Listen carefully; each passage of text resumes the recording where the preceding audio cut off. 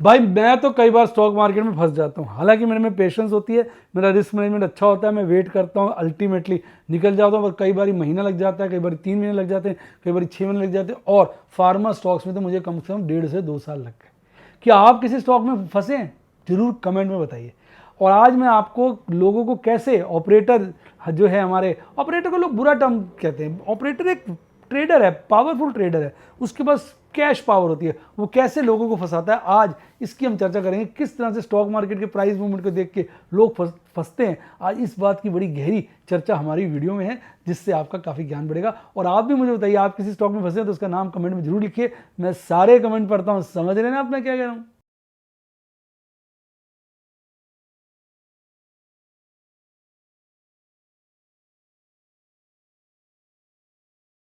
Share बाजार बहुत ही खतरनाक जगह है। यहाँ एक भूल ही फाइनेंशियल तबाही के लिए काफी है। मैं केवल एजुकेशनल वीडियोस ही बनाता हूं, मैं कोई बाय सेल रिकमेंडेशन नहीं देता हूं। चर्चा किए गए स्टॉक उदाहरण के लिए हैं और खरीदने या बेचने की कोई रिकमेंडेशन नहीं है। मेरा यह मानना है कि शेयर बाजार में निवेश किसी के कहने पर नहीं करना चाहिए, बल्कि अपने रिस्क एपेटाइट और जानकारी के हिसाब से करना चाहिए। सदा याद रखें, जिसने ली टिप उसकी हुई डिप। शेयर बाजार में निवेश जोखिमों के अधीन है। निवेश करने से पहले सभी संबंधित दस्तावेजों को ध्यान से पढ़ें। हाय गाइस, आपका स्वागत है आपके अपने शो एमके जो टॉक्स फॉर इन्वेस्टमेंट इन हिंदी में। कैसे हैं आप भाई? आज चर्चा करेंगे कि स्टॉक मार्केट में, शेयर बाजार में लोगों को कैसे फंसाया जाता है। देखिए, आप किसी भी शेयर की चाल को देख लीजिए। मैं उदाहरण के लिए कोई एग्जांपल ले लेता हूँ, XYZ शेयर, कोई भी शेयर है, ऐसी हाइपोथेटिकल एग्जांपल है। मान लीजिए भाई साहब, उसका शेयर जो है का रेट जो है 1000 रुपये के आसपास है। ऑपरेटर क्या करेगा, उसको 1100 पे ले जाएगा, ठीक है, और मूड बना देगा, लोग प्लस करेंगे हैं, फिर वो 1050 पे आ जाएगा, लोग कहेंगे यार वो नुकसान हो गया, नुकसान। फिर वो 1050 से जाएगा 1150 पे ले जाएगा, लोगों को प्रॉफिट हो जाएगा, वो निकल जाएंगे और खुश हो जाएंगे, यार 1050 से वापस तो आ गया था। फिर वो 1100 पे लाएगा, लोग फिर प्लस कर लेते हैं, फिर वो उसको 1050 पे ले जाते हैं, लोग कहते हैं यार पिछली बार वापस तो गया था यार, कोई डर की बात नहीं। वो उसे 1000 पे ले आता है, लोग कहते हैं यार वो फंस गए यार, ये क्या होगा, ये क्या होगा। लेकिन वो फिर वहाँ से इसका 1150 पे ले जाएगा, आपको प्रॉफिट कमाने देगा। ऐसे 2-3 बार बार बार नीचे लेगा, ऊपर ले जाएगा। फिर ऐसे जब 4-5-6 बार आपको ऊपर नीचे करके प्रॉफिट कमा देगा, तो आपके मन में कहीं बैठ जाएगा, यार मुझे तो बड़ी प्यारी चीज़ मिल गई है, मुझे तो लवली लवली चीज़ मिल गई है यार।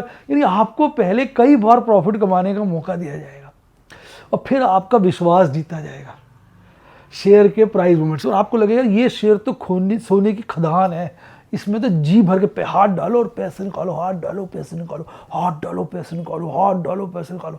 आपको उस पर बड़ा कॉन्फिडेंस आ जाएगा और आप कहोगे यार ये तो पक्का ही साला टर्न मारता है। फिर अगली बार जब 1100 पे आएगा, आप क्या करेंगे, डबल लॉट खरीद लेंगे। वो 1050 पे आएगा, साला चढ़ तो जाता है, आप 4-5 लॉट और खरीद लेंगे। वो 1000 पे आएगा, यार पिछली बार भी 1000 से चढ़ा था साला, आप 10-12 लॉट खरीद लेंगे, आपकी बार मोटा प्रॉफिट होगा। वो 950 पे आ गया तो क्या हुआ, 1000 से तो गए तो 950 में जाएगा, आप और ज़्यादा खरीद लेंगे भाई साहब। ऐसे करते करते आपको 25-30 लॉट, 40-50 लॉट हो जाएंगे। फिर वो आ जाएगा भाई साहब 900 पे, आप कहोगे यार ये तो गड़बड़ हो रही है इस बार। पर 900 से नीचे क्या जाएगा यार, इतना बढ़िया, इतना बढ़िया शेयर है, ऐसे सोने की खान है। आप भाई साहब और अपनी पोजीशन बढ़ा देंगे, 40 से 70-80 कर देंगे भाई साहब, वो 850 चला जाएगा। आप भाई साहब पोजीशनें बना लेंगे और फिर वो भाई साहब गिरता ही जाएगा, गिरता ही जाएगा, गिरता ही जाएगा, और आप बैठे देखते ही रहेंगे, देखते रहेंगे, देखते रहेंगे। अब कई इन्वेस्टर्स तो टूट जाते हैं, वो तो सौदा नीचे स्क्वेयर ऑफ कर लेते हैं। ऐसा माहौल बन जाएगा बोझिल सा कि जैसे दुनिया खत्म, बर्बाद, जैसे पीछे हुआ था ना हमास और उसकी लड़ाई हुई थी इसराइल की, तो एक बार लगा था भाई साहब वर्ल्ड वॉर हो जाएगी, सब कुछ खत्म। जो बेचारे थोड़े घबराहट वाले हैं वो तो लॉस में ही काट देते हैं, और बाकी जो थोड़े लोग होते हैं यार किसी तरह बढ़ जाए, यार बढ़ जाए, मेरा रेट आ जाए, मेरा रेट आ जाए। यानी उन्होंने शेयर बाजार में एंट्री मारी थी प्रॉफिट कमाने के लिए। जब वो घुसे थे करते हमें प्रॉफिट कमाना है, हमें प्रॉफिट कमाना है, अब उनकी हालात ये हो गए, वो कह रहे हैं किसी तरह से लॉस रिकवर हो जाए यार, किसी तरह से मेरा लॉस रिकवर हो जाए यार, मेरा लॉस रिकवर हो जाए। यानी साला ऑब्जेक्टिव ही चेंज हो गया। फिर जैसे वो ऊपर बढ़ता है फिर गिरता है, फिर ऊपर बढ़ता है फिर गिरता है। आपको लगता है ऊपर बढ़ के गिरता तो है ही, एक बार बीच में प्रॉफिट बुक कर लेते हैं, थोड़ा बढ़ेगा ना बेच देंगे, फिर नीचे खरीद लेंगे, कम से कम बीच में चाल मिल जाएगी।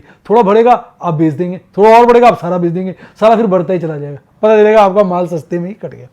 यानी जो शेयर बाजार की मूवमेंट होती है उसको इकोनॉमिक कंडीशंस, न्यूज़ कि साथ इस तरह से मैच कर दिया जाता है कि आप ना इन्वेस्टर, निवेशक, ट्रेडर भाई सब अंधा हो जाता है, उसे दिखना ही बंद हो जाता है। कहते हैं ना जैसे वो शेर को पकड़ना हो ना तो बकरी बांध दो भाई, जब शेर पहले दिन आएगा बकरी के 50 फुट के आसपास इधर उधर टहलेगा, देखेगा कोई खतरा तो नहीं है, कहेगा छोड़ यार मुझे लगता है कोई खतरा है, मेरा भाई पकड़ा गया था, ऐसे ही उसका छोटा भाई हुआ ना शेर, उसको पकड़ के ले गए होंगे शिकारी, वो वापस चला जाता है। अगले दिन आते देखता बकरी वहीं टहल रही है, वो बड़ा सा बना देते हैं ना, बकरी वहाँ टहल रही है, तो पिछली बार 50 फुट तक आया होता है, अब 40 तक आ जाता है, फिर मन बदल लेगा, छोड़ यार फंस जाऊँगा, मेरा भाई फंसा था, वापस चला जाता है। फिर अगले दिन आता है देखता सारी बकरी अभी भी, ये कहता है यार ये तो बकरी रहती है, कोई खतरे वाली बात, 2 दिन से आ रहा, कोई दिक्कत नहीं। फिर वो 30 फुट के आसपास आ जाता है,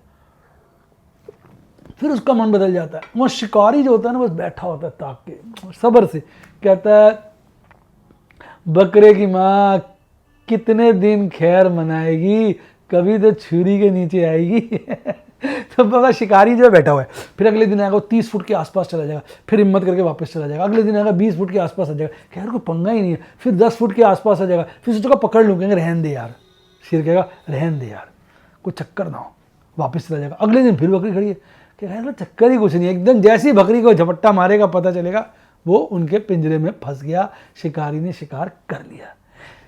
शेयर बाजार में भी यही है, शिकारी है ऑपरेटर और शिकार है आप और मेरे जैसे निवेशक, जिनको वो पहले खिलाता है पिलाता है, प्रॉफिट कमाने देता है 4 5 6 बार, फिर एक बार भी सारा प्रॉफिट निकाल के ले जाता है। तो ये है शेयर बाजार की कहानी कि लोग कैसे हैं, लुटते हैं मेरे जानी। यहाँ लोग इस तरह से लुटते हैं। चलिए आज बाजार की कहानी देखते हैं क्या। बाजार में वोलेटिलिटी से बड़ा दिन था। अगर आप आज का बाजार देखेंगे ना तो बड़ा अजीब सा बाजार था। कल 19,765 पे बंद हुआ, खुला गैप डाउन ओपनिंग के साथ लगभग 90 पॉइंट, 19,674 पे। शुरू में एकदम भाग खड़ा हुआ, पीक बना ली 1908, 19,806 का, 800 के पार। लोगों ने कहा आ गए जी, सुख भरे दिन आए जी आए, बीते। लेकिन फिर नीचे गिरा, फिर ऊपर वहीं ले गया, विश्वास जीता उनका। फिर गिरता गया, लोगों ने कहा अब चढ़ेगा, फिर थोड़ा चढ़ा गिर गया, फिर लोगों ने कहा चढ़ेगा, फिर और गिर गया, फिर चढ़ेगा, ऐसे करते करते सारा दिन गिरता रहा। आखिरी क्षणों में कहीं 19,667 का बॉटम बनाकर 19,731 पर बंद हुआ। 33 पॉइंट गिरकर यानी 0.17% की गिरावट के साथ बाजार ने आज सबकी कहते हैं उथली पुथली कर डाली। अब अगर मैं इंटरनेशनल मार्केट की बात करूं तो भाई अगर मैं बात करता हूं अपने एशियाई बाजारों की, तो यहाँ चाइना का एक इंडेक्स, हल्का सा ऑस्ट्रेलिया, हांगकांग 2% बढ़ा गिरा हुआ था, कॉस्पी 0.25% गिरा हुआ था, पर आधा % जापान चढ़ा हुआ था, 0.25% ताइवान वेटेड चढ़ा हुआ था। इसके अलावा बाकी हल्के फुल्के आपके चाइना के इंडेक्स भी चढ़े हुए थे।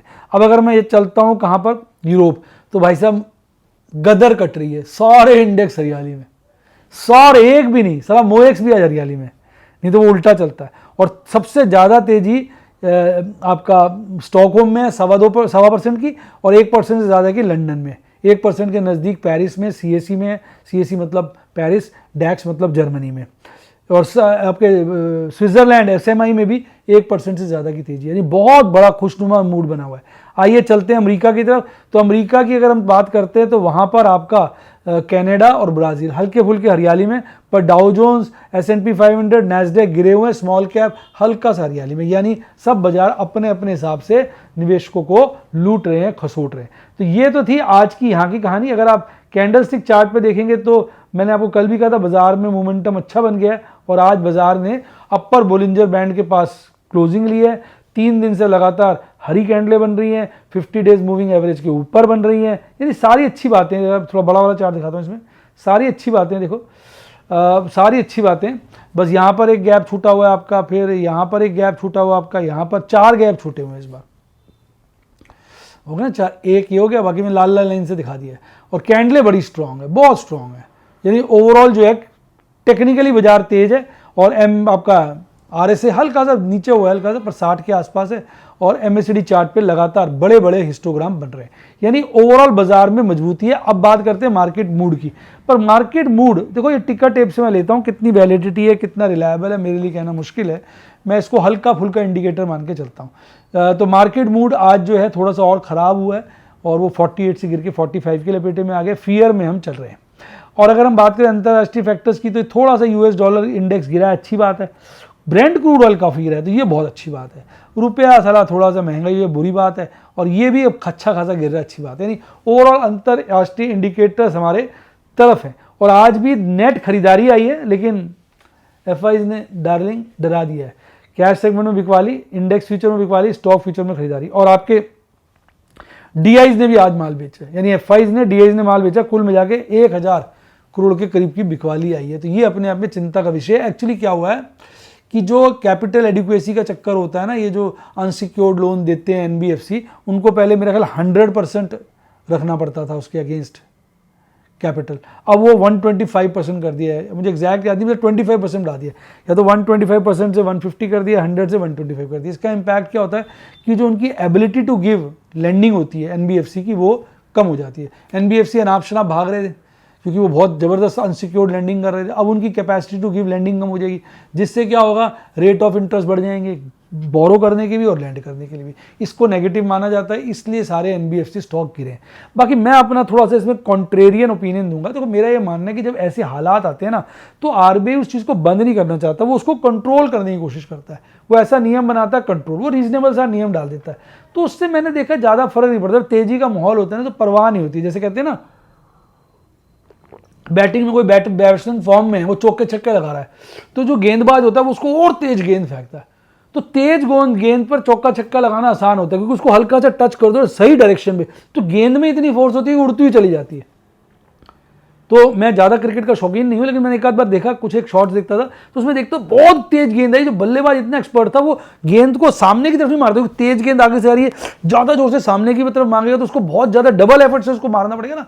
वो बॉल तो तेजी से आगे जाना चाह रही है, वो अपना बल्ला उठा के हल्का से कुछ स्विंग सा कर देता है, वैसे वो उड़ के इधर को हल्की सी डायरेक्शन चेंज करो, उड़ती हुई अपने आप छक्का बन जाता है, चौका बन जाता है। यानी ये बात हो जाती है ऐसे माहौल के अंदर। कैसा लगा आपको मेरा ये एग्जांपल? कमेंट में जरूर बताना, मैं सारे कमेंट पढ़ता हूँ, कमेंट बताना।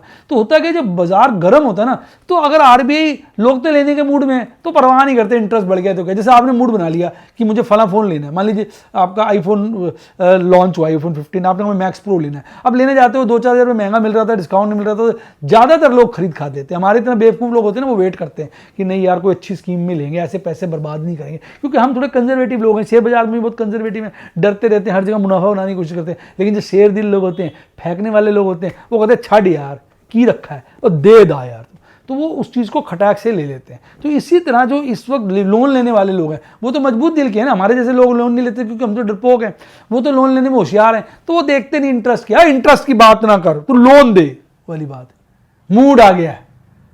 तो ये जो मूड वाले लोग होते हैं, तो मैंने देखा इतना इम्पैक्ट, वो न्यूज़ के चलते इम्पैक्ट पड़ा, पर मुझे लगता है कि बहुत ज़्यादा इम्पैक्ट इसका नहीं आएगा। अगर आएगा तो फिर आरबीआई अपनी पॉलिसी भी वापस खींच लेगा। तो ऐसा मेरा मानना है, वैसे मेरा ओपिनियन है, मेरा ओपिनियन बाकी ओपिनियन है भैया, गलत भी हो सकता है। अब जिस तरह से इंडेक्स में आपने देखा होगा बिकवाली हुई, स्टॉक में खरीदारी हुई, जिसके चलते हुए इंडेक्स की लॉन्ग गिर गई और स्टॉक की लॉन्ग बढ़ गई है। अब इसकी बात हमने कर ली, आज भाग कौन सा शेयर था? आज आग लगी हुई थी लाइफ इंश्योरेंस शेयर्स में। एसबीआई लाइफ भागा हुआ था, एचडीएफसी लाइफ भागा हुआ था। कब ये एचडीएफसी लाइफ 700 के पार जाएगा पता नहीं। आज आग लग गई थी एचडीएफसी एम्स में, देखना जरा। मैंने भाई साहब 3000 रुपये की उसकी कॉल बेची, जैसी कॉल बेची, कॉल धड़ाल से लॉस में आ गई। बेचते बच्चे कहते हैं सर आप जिसकी कॉल बेचते हो शेयर भाग जाता है वो भाग गया शेयर 150 पौने 200 रुपये। हालांकि उसके बाद ठंडा भी हो गया वो, लेकिन एक बारी को तो भाग गया था। लार्सन देखिए भाग रहा है, Apollo hospital, Hero MotoCorp, HUL, Divi's lab, सब में आग लगी हुई जी। आग और तूफान इनमें चल रहा है जी, मैं क्या बताऊँ आपको। और गिरने वालों में एसबीआई, एक्सिस बैंक, वो फाइनेंशियल शेयर मारेंगे ना। फिर ओएनजीसी, बीपीसीएल, बजाज फाइनेंस की तो वैसी लगी पड़ी है। आईसीआईसीआई बैंक, हिंडाल्को में भी गिरावट देखने को मिली। इस चार्ट की डिटेल में हमने यहाँ चर्चा कर ही ली है। अब इसकी बात करते हैं कि ऑप्शन चेन एनालिसिस में देखिए क्या हालत है। 19,731 पे बाजार बंद हुआ, 19,700 पे कॉल राइटर जम गए, बढ़ गए, पुट राइटर्स भी बढ़ गए। 19,800 पे कॉल राइटर्स बहुत ज्यादा बढ़े, पुट राइटर्स भी बढ़े। यानी अब कंपटीशन है दोनों को। अगर आप ध्यान से देखेंगे, कॉल राइटर्स में भी कॉन्फिडेंस है, वो नीचे के लेवल पे जा जाकर कॉलें लिख रहे हैं। पुट राइटर्स में अलग कॉन्फिडेंस है, वो ऊपर के लेवल पे जा जाकर पुट्टे लिख रहे हैं। यानी दोनों को लग रहा है कि बाजार, कॉल राइटर्स को लग रहा है बाजार गिरेगा, पुट राइटर्स को लग रहा है बाजार बढ़ेगा। यानी दोनों एक दूसरे को खदेड़ने पे, मारने पीटने पे उतारू हैं। पर मंथली वाला अगर आप पीसीआर देखेंगे तो 19,000 पे हाईएस्ट ओपन इंटरेस्ट है पुट का, 20,000 पे कॉल का है। तो ये सारी कहानी है। पीसीआर इसमें आज और गिरावट हुई है। पीसीआर अगर वीकली गिरा है तो इसका मतलब क्या है, बाजार में कमजोरी का संकेत है। और इसमें यह भी नजर आ रहा है कि कॉल रेटिंग ज्यादा हुई है, पर मंथली वाला पीसीआर भी इस बार गिरा है। यानी ओवरऑल अगर पीसीआर के एंगल से देखा जाए तो कॉल राइटर्स उत्तेजित हैं, उनको लग रहा है बाजार में कमजोरी के लक्षण ज्यादा हैं, इसलिए उन्होंने कॉल राइटिंग ज्यादा करी, पुट राइटर्स रुके, जिसके चलते हुए पीसीआर चाहे वीकली हो चाहे मंथली हो, दोनों में भारी गिरावट देखने को मिली। अब बात करें निफ्टी बैंक की, तो निफ्टी बैंक कौन सा छूता था, वो तो मर ही गया आज 1.31, मतलब कल ही इसकी खबर आ गई थी लोगों को, जो दिग्गज ऑपरेटर टाइप लोग होते हैं। कल आप देखें निफ्टी 50 चढ़ा हुआ था, निफ्टी बैंक गिरा हुआ था, आज मार दिया उसको, एक बार तो बहुत मार दिया था। 44,161 पे बंद हुआ था भाई साहब, 44,000 के नीचे 43,656 पे खोला, खोलते ही बॉटम बनवा दिया थोड़ी देर बाद, लास्ट बॉटम तक लास्ट में बना था 43,513 का, लेकिन सारा दिन गिरता रहा। नीचे में हाई, ऊपर में तो 43,872 शुरू के दौर में बनाया था एक बारी को, उसके बाद सारा दिन गिरता रहा। अल्टीमेटली 1.31% गिरकर निफ्टी बैंक बंद हुआ 577 पॉइंट के लॉस से। एयू बैंक सिर्फ कहते इज्जत बचा रहा था अपनी कंपनी, हल्का सा, अरे अभी हल्का सा, बाकी सारे बैंक 11 के 11 बैंक मरे पड़े थे, खपे पड़े थे, मतलब कोई इज्जत ही नहीं थी इनकी। सबसे ज्यादा IDFC first, SBI, axis bank, सारे बैंक देखो 2-2.5% सारे, 3-3 सवा पौने 4% गिरे हुए थे। आपका axis bank, SBI, IDFC first 3 से लेकर 4% की गिरावट देखने को मिली। इनकी तो आज लग गई, ये वाला गैप तो छूटा ही हुआ था ऊपर में हल्का सा, आज ये गैप और बड़ा सा छूट गया। बाकी तो गैप इसके छूटे नहीं है, तो गैप फिल करके ही चलता है, मैंने देखा। अब अगर आप देखेंगे तो पुट राइटर्स तो भाग गए भाई साहब, वो तो ऊपर जाके बैठ गए 42,000 पे मैक्सिमम ओपन इंटरेस्ट के लिए, और यहाँ कॉल राइटर्स भी 46,000 बैठ गए, दोनों में भय आ गया। हालांकि कॉल राइटर्स नीचे के लेवल पे जा जाके कॉल राइटिंग कर रहे थे, पुट राइटर्स भी थोड़ा सा ऊपर के लेवल पे भी बढ़ा रहे थे अपनी पोजीशन, ऐसा नहीं है, जिसके चलते पीसीआर में एक मार्क डिक्लाइन देखने को मिला। इतना कम पीसीआर मुझे याद नहीं, आपको याद है 0.59 का? बड़ा आप लोगों को याद हो तो कमेंट में लिखो, मुझे तो याद नहीं आ रहा 0.59, तो 0.59 का आज पीसीआर देखने को मिला। मंथली पीसीआर में भी अच्छी गिरावट मिली 0.91 की, जो कमजोरी का संकेत है। आज मैंने ज्यादा काम नहीं किया, मैंने 2 स्क्वायर ऑफ किए, 90,800 का प्रॉफिट कमाया। एक मैंने रोल ओवर किया, प्रभु के आशीर्वाद, प्रभु की कृपा से, आपकी शुभकामना से हुआ। एक मैंने रोल ओवर किया था एक किसी का फ्यूचर, वो इस महीने का मतलब दिसंबर का स्क्वायर ऑफ करके मैंने जनवरी का खरीद लिया। वो मैंने इसलिए खरीदा कि यार लॉस इसी महीने बुक हो जाए, इस महीने प्रॉफिट ज़्यादा आ रहे थे, तो मैंने कहा इसी महीने लॉस बुक हो जाएंगे तो ज़रा स्टेबल हो जाएगा। तो मैं थोड़ा सा ना इस तरह से एडजस्टमेंट करता रहता हूँ, जिसके चलते अब मेरे पोर्टफोलियो में अच्छा प्रॉफिट भी नजर आ रहा है। तो उसमें मुझे करीबन कितने 50-60 हज़ार का नुकसान हुआ है। एक 20 था, एक 20 का 1/3 करना, 3 लॉट पड़े थे ना, 2 एक कर दिए, 40,000 के आसपास का नुकसान हुआ है। उस नुकसान को एडजस्ट कर लो तो 50,000 से ऊपर का प्रॉफिट हुआ है। मैंने एक सेफ पुट बेची है, 2 सेफ कॉलें बेची है, एक एग्रेसिव कॉल बेची है, 2 कैश में पोजीशनें बनाई हैं। M&M का मैंने आज फ्यूचर स्क्वायर ऑफ कर डाला, पीछे तो इसका फ्यूचर काफी लॉस में था, 2 लॉट पड़े थे, मैंने एक कर दिया, एक छोड़ दिया। इसमें लगभग 13,500 सवा 13,000 के आसपास का, 14,500 के आसपास का प्रॉफिट है। SRF का था मेरे पास 3 लॉट पड़े थे, मैं कहता 3 लॉट पड़े थे, तो मैंने एक स्क्वायर ऑफ कर दिया। तो ये जो प्रॉफिट है इसको 1/3 कर दो, आप 1/3 कर दोगे करीबन 80,000 के आसपास का, 80 से थोड़ा कम का इसमें प्रॉफिट है। तो यही 2 मैंने प्रॉफिट के एलिमेंट थे, बाकी कुछ नहीं। ओवरऑल मेरा पोर्टफोलियो भी ग्रीन पे आ गया है। बाकी काफ़ी जो पीछे 25-26 लाख का नुकसान था वो धीरे धीरे मैंने अपने पोर्टफोलियो में रिकवर हो गया है, उसमें वो प्रॉफिट में आ गया। ओवरऑल प्रॉफिट बुकिंग भी प्लस में, यानी सारा कुछ निपट गया। अब ये है कि बाजार यहाँ से और अच्छी तेज़ी से ऊपर भागे तो 2-4 पोजीशनें और स्क्वायर ऑफ हो जाएं, तो उससे ये होगा कि बाजार गिरेगा तो नई पोजीशनें बनाने की मेरे को गुंजाइश रहेगी। बेटा एक चीज़ मैं बता दूं, शेयर बाजार ना बड़ी खतरनाक जगह, अपने रिस्क एपेटाइट से काम करना चाहिए। जो रिस्क एपेटाइट से काम नहीं करते, जैसे मैंने भी एग्जांपल शुरू में दिया था, रेट इतने गिरा देते हैं, उनका लॉस इतना बढ़ जाता है, वो डर के मारे स्क्वायर ऑफ ही कर लेते हैं। तो कभी किसी के टिप पे नहीं काम करना चाहिए। कोई कहे ये शेयर खरीदो मत, मैंने भी 1-2 बार लिए, टीवी पे ना सुना, अच्छी न्यूज़ लगी, सुना, मैंने खरीदा, सारा उसी दिन गिर गया। मैं आपको एग्जांपल देता हूँ, टाटा कम्युनिकेशन की न्यूज़ आई, आपका न्यूज़ है तो टीवी पे ही आएगी, और अखबार में टीवी पर कहाँ आएगी।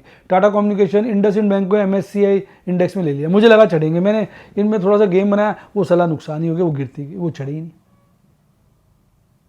लेकिन टाटा मोटर चढ़ गया, वो भी MSCI इंडेक्स में इंक्लूड हुआ। तो पता कुछ नहीं चलता, न्यूज़ जो है ना कई बार कंफ्यूज कर देती है, ऑपरेटर का अपना ही गेम चल रहा होता है, बड़ा ही लफड़ा है। तो इसलिए आदमी को अपने रिस्क एपेटाइट से करना चाहिए। मेरा ऑब्जेक्टिव होता है आपको दिखाना कि कितना उतार चढ़ाव, कितनी वोलेटिलिटी बाजार में होती है, कैसे जब बाजार में नुकसान होता है तो संभल के काम करना चाहिए, कैसे करना चाहिए, रिस्क मैनेजमेंट कैसे करना चाहिए। मैं वीडियो के और डेमो के माध्यम से यही बताता हूँ। कोई मेरे से पूछता है सर हम कोई शेयर खरीद ले, मैं कहता हूँ भाई अपने रिस्क एपेटाइट से काम करो, मैं किसी को टिप नहीं देता, मैं सिर्फ सिखाता हूँ, लाइव आपको वीडियो दे देता हूँ, डेमोज दे देता हूँ, बस समझाने की कोशिश करता हूँ। आपको कोई कन्फ्यूजन होता है कि मार्जिन क्या होता है, आपको ये पता है इन द मनी क्या है और आउट ऑफ मनी क्या होती है, वो सब बातें मैं सिखाता हूँ। तो अगर आप मेरे स्टूडेंट बनना चाहें व्हाट्सएप के, तो फ़ोन नंबर है 7011 323 077 7011 323 077, या यूट्यूब के स्टूडेंट बनना चाहे तो मेंबरशिप सेक्शन में जाके बन सकते हैं। इसके अलावा डीमेट अकाउंट खुलवाना तो मेरी टीम को कॉल करिए, पूरी हेल्प करती है आपको 7011 323 077 पे। तो मेरा ख्याल इसी के साथ साथ bye bye, God bless you, happy investing, और आप स्टॉक मार्केट के बेताज बादशाह बने।